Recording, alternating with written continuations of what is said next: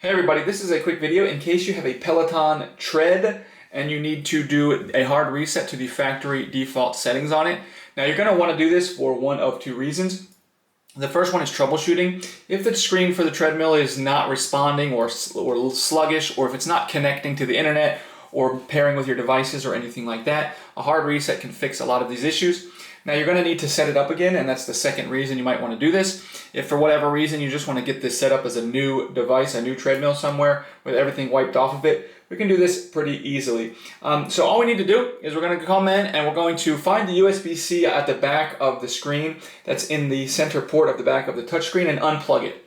Once you unplug that screen, you want to go and you want to press and hold down the volume up button on the right side of the screen and just keep on holding it.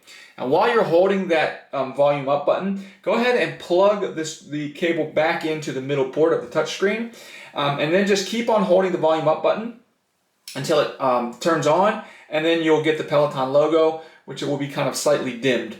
If you release the button too early, like when it first comes on, it'll bypass this recovery mode we're trying to get into. So if you do that, you can just start the whole process over.